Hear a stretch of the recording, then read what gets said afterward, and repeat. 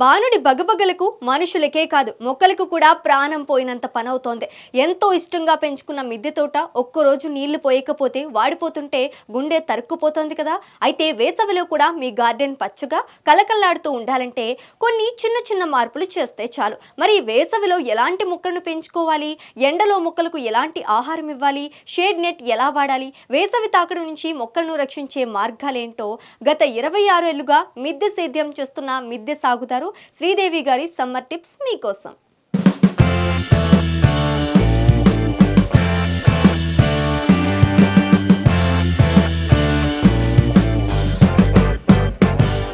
ఫిబ్రవరి ఎండింగ్లో ఉన్నాము. ఇప్పుడు మార్చి స్టార్ట్ అయిందంటే ఎండలు స్టార్ట్ అవుతాయి. మార్చి, ఏప్రిల్, మే ఎండింగ్ దాకా మనము 3 months మేనేజ్ చేసుకోవాలి టెర్రస్ గార్డెన్ని. ఇప్పుడు ఫస్ట్ మనము ఈ గార్డెన్ అయితే పర్వాలేదు, ఫస్ట్ ఫ్లోర్ది. సెకండ్ ఫ్లోర్ టాప్ ఉండదు కాబట్టి టాప్లో ఏమవుతుందంటే మాడిపోవడము, ఆకులు చివర బర్న్ అవ్వడము అలాంటివి జరుగుతూ ఉంటాయి ఎండలకు. దానివల్ల ఏమవుతుందంటే మనము గ్రీన్ నెట్ వేసుకోవాలి. ఫస్ట్ పాయింట్, మేడ పైన టెర్రస్ గార్డెన్ చేసేవాళ్ళు సమ్మర్లో గ్రీన్ నెట్ వేసుకుంటే చాలా మటుకి మనం మొక్కలను సేవ్ చేసుకున్న వాళ్ళం అవుతాము. సెకండ్ పాయింట్ వచ్చేసి మనము ఎప్పుడు కూడా డైరెక్ట్ సన్లైట్ దానికి పడుతుంది కాబట్టి ఫస్ట్ మనము దాని మీద మల్చింగ్ అనేది చేసుకోవాలి. మల్చింగ్ అనేది ఫస్ట్ ఇంపార్టెంట్ టెర్రస్ గార్డెన్లో. మల్చింగ్ అంటే మనము గడ్డితో చేసుకోవచ్చు, చెక్క పొట్టుతో చేసుకోవచ్చు, పల్లీలు పొట్టుతో చేసుకోవచ్చు, పల్లీలకు ఉండే డిప్పలు ఆటితో కూడా చేసుకోవచ్చు. మళ్ళీ ఏమైనా ఎక్కువ కంపోస్ట్, ఇప్పుడు వర్మి కంపోస్ట్తో పాటు మనకు వచ్చే కోకోపీట్ ఉంటుంది కదా, కోకోపీట్ని కూడా మనం దానిపైన వేసుకుంటే సాయిల్ ఇది లోపల మొత్తము తడి రిటర్న్ అవుతుంది అనమాట దాంట్లో. అందుకని కోకోపీట్ మాత్రం కంపల్సరీ కొంచెం ఒక వరుస వేసుకొని కొంచెం అంత తవ్వుకొని ఎండాకాలం వచ్చేటప్పుడే ముందు ఈ ఎండింగ్కి, ఫిబ్రవరి ఎండింగ్కి మనం కొంచెం సాయిల్ని పై లెవెల్ కొద్దిగా తీసుకొని పక్కకు పెట్టుకొని దాంట్లో కొంచెం బోన్ మీలు, వర్మి కంపోస్టు, ఎరువులు ఇలాంటివి జీవన ఎరువుల్ని కొంచెం దాంట్లోకి యాడ్ చేసుకొని కొంచెం సాయిల్లో ఆ పైన దాని మీద లేయర్గా ఏర్పాటు చేసుకొని దానిపైన మనము ఈ కోకోపీట్ను కానీ ఇలాంటి మల్చింగ్లు ఏర్పాటు చేసి ఎండిపోయిన ఆకులు కానీ ఇలాంటివి మల్చింగ్ చేసుకుంటే మనకు లోపల ఉన్న పెస్ట్ ఏవి రాకుండా ఎండిపోకుండా వేర్లు అనేవి ఎండకు డైరెక్ట్ సూర్యకిరణాలు పడినా కూడా మనం సేవ్ చేసుకోగలుగుతాము. లోపల మనకి ఈ పాపం ఈ ఎండకు దాంట్లో ఉన్న వానపాములన్నీ బయటకు వచ్చేస్తూ ఉంటాయి. అవి పాపం ఇబ్బంది అయిపోయి అడుక్కి వెళ్ళిపోతాయి, కుండి అడుక్కి. వాటిని సేవ్ చేయాలి. ఇవన్నీ సేవ్ చేయాలంటే మనం మల్చింగ్ అనేది మస్ట్ అసలు టెర్రస్ గార్డెన్లో. ప్లస్ ఈ మల్చింగ్ చేస్తూనే కూడా వాటర్ చేసుకున్నామంటే మనము వాటర్ అనేది లోపల స్టాగ్ అయ్యి నీట్గా ఈ వేర్లు అనేవి బర్న్ కాకుండా ఉంటాయి. అలా అది ఒక మెథడు. సెకండ్ వచ్చేసి మనము పైన గ్రీన్ నెట్ వేసుకోవడం అనేది కూడా సెకండరీ, అది కంపల్సరీ చేసుకోవాలి. ఇంకా థర్డ్ పాయింట్ వచ్చేసి మనము ఏవైతే ఎరువుల్ని మనము ఎక్కువగా ద్రవజీవామృతాలను ఇచ్చుకోవాలి ఈ కాలంలో. ఎందుకంటే మనం ఎక్కువ ఇచ్చుకున్నామంటే ఇప్పుడు ఈ ఆవపిండి కానీ నువ్వుల చెక్క కానీ ఇలాంటివి చేసుకుంటే ఏమవుతుందంటే అవి ఎక్కువ వేడిని ఉత్పత్తి చేస్తాయి. కాబట్టి పైన ఏమన్నా ఎక్కువ వేడి ఇచ్చేవి వేడి అలా ఉండడం వలన కూడా రూట్ బర్న్ అయిపోవడం జరుగుతుంది. అలా కాకుండా మనము ఇచ్చేవి ద్రవజీవామృతము, ఘనజీవామృతము, మళ్ళీ పంచగవ్య ఇలాంటి వాటిని కొంచెము ఎక్కువ వాటర్ సాల్యుబుల్గా ఉండేవి మనము ఇంట్లో కిచెన్లో వచ్చే వాటర్, బియ్యం కడిగిన నీళ్ళు ఇలాంటి వాటర్ని మనం ఇచ్చుకుంటా ఈ 3 నెలలు మనం మేనేజ్ చేసుకున్నామంటే చాలా మటుకి మనము కంట్రోల్ చేసుకోగలుగుతాము. ఎంత ఎండలైనా కూడా మనం ఇలాంటి మళ్ళీ వాటర్ కూడా మనము పొద్దున ఎర్లీ మార్నింగ్ లేవగానే వాటర్ ఇవ్వడం, అవసరమైతే సాయంత్రం కూడా ఇచ్చుకోవడము, మళ్ళీ పైన వాటర్ని స్ప్రే చేసుకోవడము ఇలాంటివి కూడా కొంచెం గ్రీనరీని మనం చేసుకోగలుగుతాం. ఈ ఎండ వలన ఏమవుతుంది, ఆకులు ఉంటాయి కదా, ఆకుల పైన ఉండే అది ఒక రకమైన సిల్కీ పదార్థం పోతుంది ఈ ఎండకు. ఆ పోవడం వలన అంత గార్డెనే అసలు అందం లేనట్టుగా, గ్రీనరీ లేనట్టుగా అయిపోతుంది.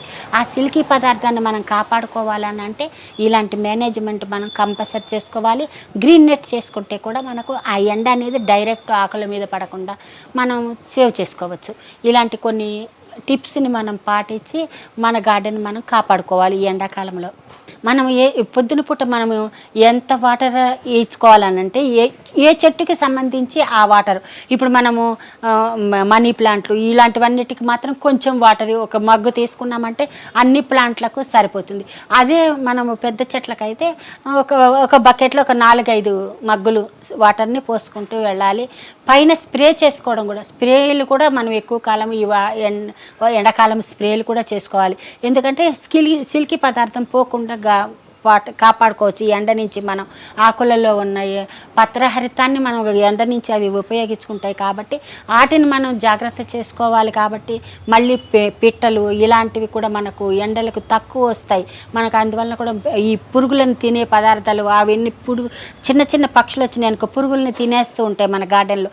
అలా అవి మనకి ఎంతో ఉపయోగపడతాయి. అందుకని వాటికి రక్షణ కోసం కూడా మనం ఏర్పాట్లు చేయడము, వాటికి మళ్ళీ కొంచెం చిన్న చిన్న టబ్స్లో నీళ్లు పెట్టేసి వాటిని కూడా మనం మేనేజ్ చేసుకుంటే పర్యావరణానికి హితం చేసిన వాళ్ళం అవుతాము, ప్లస్ మన గార్డెన్స్ని కూడా కాపాడుకున్న వాళ్ళం అవుతాము. ప్రతి ఒక్క గార్డెన్లో కూడా మనము పక్షుల్ని రావాలి. అది ఏంటంటే మనకు ఇప్పుడు మనం చెట్లు పెంచుతున్నాము అంటే ఆ చెట్లల్లో ఏ దానికైనా మనకి చిన్న చిన్న పురుగులు అనేవి ఉంటాయి. సాయిల్లో ఉంటాయి, అవి మిత్ర పురుగులు అంటారు, ఏవైనా కావచ్చు. కానీ మన గార్డెన్కి ఉపయోగపడే పురుగులు కూడా మన గార్డెన్లో ఉంటాయి. వాటన్నింటినీ అవి ఏం చేస్తాయి అంటే అవి కొన్ని మనకు అవసరం ఉన్నవన్నీ తింటాయి, అవసరం లేనివి కూడా తింటాయి కదా. అప్పుడు మనం దాన్ని కూడా కాపాడుకున్నట్టు అవుతుంది. మనం ఎక్కువ పక్షుల్ని కనుక మనం ఆకర్షించుకునే విధంగా మన గార్డెన్ ఉన్నట్టయితే అంటే ఏంటి, కొమ్మలకి వాటిని గూళ్ళు పెట్టుకునే విధంగా ఎక్కువ దగ్గరగా ఉన్న చెట్లను పెంచడము, దగ్గరగా ఉన్న చెట్లకు కొమ్మలకు ఎక్కువ స్టెమ్ములు బలంగా ఉంటే వాటి మీద అవి గూళ్ళు ఏర్పాటు చేసుకొని మన గార్డెన్కి అది ఎంతో ఉపయోగకరం పక్షులు కూడా. అందుకని పర్యావరణానికి కూడా మనము ఇది అనమాట. ఇప్పుడు కోతులు అలాంటివి వస్తాయి, చాలామంది ఏంటి అవి తినేసిపోతాయి అన్న భయమే ఉంటుంది. కానీ పాపం వాటికి ఏంటి ఇబ్బంది పడి మన దానికి వచ్చింది అనేసి కొన్ని గార్డెన్ కొన్ని ఫలాలను కూడా వాటికి వదిలేయడం, మనం కొన్ని తీసుకోవడం, ఇలా వాటికి కూడా హితం చేస్తూ ముందుకెళ్ళాలి గార్డెనర్స్. మళ్ళీ ఇప్పుడు పెద్ద చెట్లు ఉన్నాయి మన గార్డెన్లో. దానికి కావాల్సిన విషయం ఏంటంటే పెద్ద చెట్లు మనం ఈ ఎండాకాలంలో చిన్న చెట్లని ఎలా సేవ్ చేసుకోవాలనేది కూడా ఉంటుంది. ఇప్పుడు ఏం చేయాలంటే ఎప్పుడు కూడా పెద్ద చెట్ల నీడకు చిన్న చెట్లను అమర్చుకోవాలి. చెట్టులో పెద్ద చెట్టు కుండీలో చిన్న చెట్లను పెట్టుకోవాలి. అప్పుడు చిన్న చెట్లు కూడా సేవ్ అవుతాయి, ప్లస్ ఈ ఎండకు డైరెక్ట్ సన్లైట్ పడకుండా వాటిని పెద్ద చెట్టు రక్షిస్తుంది. అలా పెద్ద చెట్లతో పాటు చిన్న చెట్లను ఏమైనా కుండీ అంచులకు జరుపుకోవడము, ఇలాంటి కొన్ని టిప్స్ పాటించుకుంటే మనం గార్డెన్ని సేవ్ చేసుకోవాలి. ఇప్పుడు ఎండాకాలం కొంచెం తక్కువే, వానాకాలం చలికాలము విపరీతమైన చీడపురుగులు ఉంటాయి. ఇప్పుడు ఎండాకాలము కొంచెం తక్కువే ఉంటుంది. ఒకవేళ ఏదానికైనా ఇలా ఆకులు బారినడము అలాగే జరిగేది ఎండాకాలం సమ్మర్లోనే. ఇంకా ఇలాంటివి కావాలంటే కొంచెం వాటర్ మేనేజ్మెంట్ చూసుకుంటా, కొంచెం వచ్చినప్పుడు నీమ్ ఆయిల్ స్ప్రే చేసుకుంటా, ద్రవజీవామృతాన్ని చేసుకుంటా, మళ్ళీ ద్రవజీవామృతంతో పాటు ఘనజీవామృతాన్ని దాంట్లో పెట్టేసి మనం చెట్లలో ఇట్లా రౌండ్స్ బాల్స్ లెక్క ఉంటాయి, ఆ బాల్స్ని దాంట్లో పెట్టామంటే వాటర్ పోసినప్పుడు ఆ బాల్స్లో ఉన్న ఆవు పేడ యొక్క రసం అనేది ఆ చెట్లు తీసుకొని ఎన్పీకేని తీసుకుంటుంది చెట్టు. అలా మనము మేనేజ్ చేసుకుంటూ ఉండాలి. ఇప్పుడు దానికి నీమ్ ఆయిల్ స్ప్రే చేసుకోవడం, నీమ్ ఆయిల్ కంటే కూడా ఆ వేడి ఎక్కువ అవుతుంది అని అనుకుంటే మనము మజ్జిగని కానీ కాల్షియం తక్కువైతే పాలను కానీ, పాలంటే 2 స్పూన్లు పాలు తీసుకుంటే ఒక 2 మగ్గుల వాటర్ని పోసుకొని ఆ పాలని స్ప్రే చేసుకోవచ్చు. మళ్ళీ కావాలంటే ఇందాక చెప్పినట్టు ద్రవజీవామృతాన్ని కూడా మనం స్ప్రే చేసుకోవచ్చు. అప్పుడు గ్రీన్గా ఉంటాయి ఆకులు ద్రవజీవామృతం స్ప్రే చేస్తే. మరి ఇదైతే ఆవు మూత్రము, అది కూడా చాలా రోజులు నిల్వ చేసి 1 ఇయర్ నిల్వ చేసిన ఆ ఆవు మూత్రాన్ని మాత్రమే వాడాలి మనం. ఆ ఆవు మూత్రం కూడా స్ప్రే చేసుకోవచ్చు వాటర్లో కలిపి. ఇంటి లెవెల్లో ద్రవజీవామృతం చేసుకోవాలంటే జీవామృతము, కొంచెం బెల్లము, ఆవు పేడ, ఆవు పాంచితం, ఈ శనగపిండి ఇలాంటివి మనం తీసుకొని అవన్నీ మనం ఒక డ్రమ్ము నీళ్ళల్లో అవన్నీ కలుపుకొని రోజు క్లాక్ వైజ్ డైరెక్షన్లో తిప్పుకొని దాన్ని మనం చేసి పెట్టుకున్నామంటే ఈ ఎండాకాలము ఆ డ్రమ్లో చేసి పెట్టుకున్న ద్రవజీవామృతం ఈ ఎండాకాలం మొత్తం మనకు 3 మంత్స్కి చెట్లకు సరిపోతుంది. ఇప్పుడు లాస్ట్లో మొత్తం అయిపోతుంటే మళ్ళీ లాస్ట్లో ఒక 1 లీటర్ లీటరు ద్రవజీవామృతం ఉంచుకొని మళ్ళీ ద్రవజీవామృతం మళ్ళీ చేసుకోవాలి. దాన్ని మదర్ కల్చర్ అంటారు. మదర్ కల్చర్ని మనం పెట్టుకున్నామంటే ఎప్పుడు కూడా మళ్ళీ మనం ద్రవజీవామృతం కానీ ఇలాంటి ఆగ్నేయాస్త్రం కానీ ఇలాంటివన్నీ కూడా మళ్ళీ చేసుకుంటూ ఉండొచ్చు. 1 కేజీ ఇది, 1/4 కేజీ శనగపిండి, మళ్ళీ ఏమైనా ఆవు మూత్రము, ఇలాంటివి బెల్లం, ఇవి వేసుకొని జీవామృతాన్ని మనం తయారు చేసుకోవాలి. దాన్ని వాటర్ని పట్టి మనం మేనేజ్ చేసుకోవాలి ఎంత కావాలి అనేది. పళ్ళ చెట్లకు చాలా కొంచెము కష్టపడి తీసుకోవాలి. ఎందుకంటే పళ్ళ చెట్లు ఫస్ట్ రావడానికి ప్రూనింగ్, ఫస్ట్ భూమిలో కూడా మనం కొంచెం ఎక్కువగా ఇవ్వాల్సి వస్తుంది. జీవామృతాలు కానీ లేకుంటే బోన్ మీల్ కానీ ఇలాంటి, కొంతమంది బోన్ మీల్ తీసుకోరు, మేము చెట్లకి వెయ్యము అనే వాళ్ళు కూడా ఉంటారు. అలాంటి వాళ్ళు వేరే మెథడ్గా మనము చాక్ పీసుల పొడి కానీ అలాంటివి కాల్షియం ఉన్నవి ఎక్కువగా తీసుకొని మనం దానికి వేయచ్చు. ఇప్పుడు ఫాస్ఫరస్ ఇప్పుడు ఇలాంటి ఫాస్ఫరస్ కానీ ఎన్పీకే కానీ అరటిపళ్ళల్లో ఎక్కువ ఫాస్ఫరస్ ఉంటుంది. అరటిపళ్ళు బెల్లము తయారు చేసుకొని మనము దాన్ని ఒక 15 రోజులు ఉంచి దాన్ని మనం గుడ్డగట్టేసేసి క్లాక్ వైజ్ డైరెక్షన్లో రోజు తిప్పుతూ ఉంటే అలాంటిది కూడా మనం అలాంటి ఇవి చేసుకొని వాటితో మనము ఈ పండ్ల చెట్లను సేవ్ చేసుకోవచ్చు. పైగా ఎక్కువగా పండ్లను తీసుకోవచ్చు.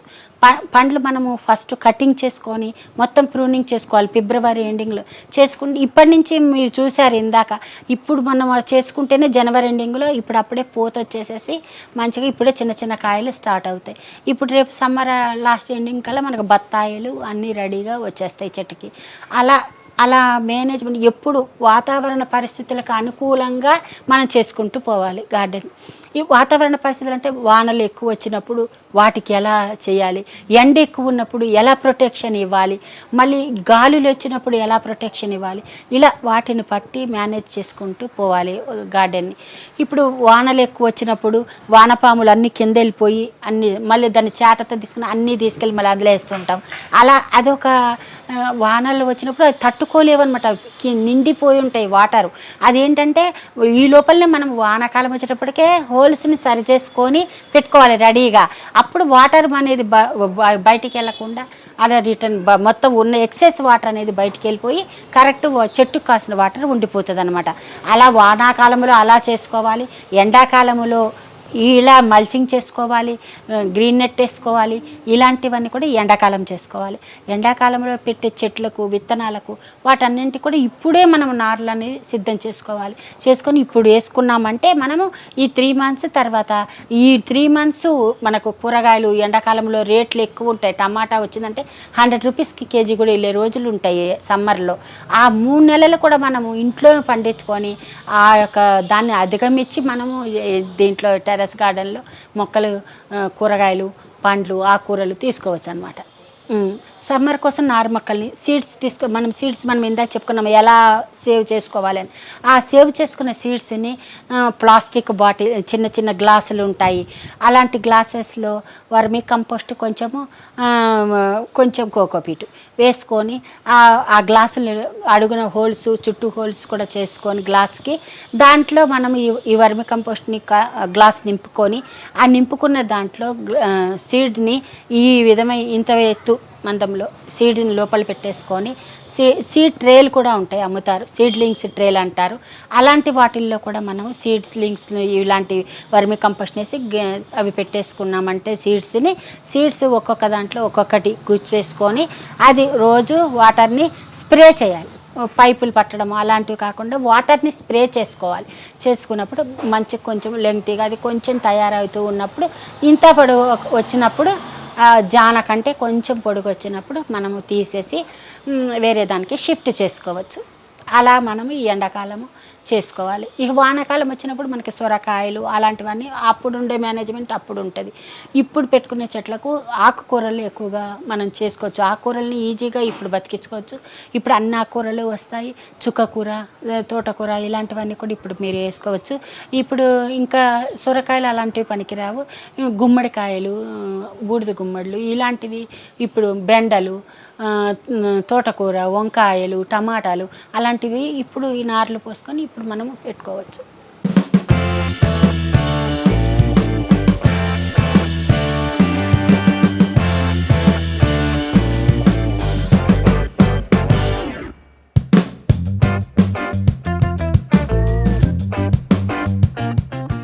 సాధారణంగా డిసెంబర్ జనవరిలో మన తోటలు చాలా బాగుంటాయి. కానీ మార్చి రాగానే ఎండలు మొదలవుతాయి. మే నెల వచ్చేసరికి టెర్రస్ మీద కాలు పెట్టలేనంత వేడి ఉంటుంది. ఈ టైంలోనే చాలా మంది గార్డెనర్స్ నిరుత్సాహపడిపోయి మొక్కలు పెంచడం మానేస్తుంటారు. కానీ ముందస్తు జాగ్రత్త ఉంటే సమ్మర్ని కూడా ఈజీగా దాటేయొచ్చు అంటున్నారు శ్రీదేవి గారు.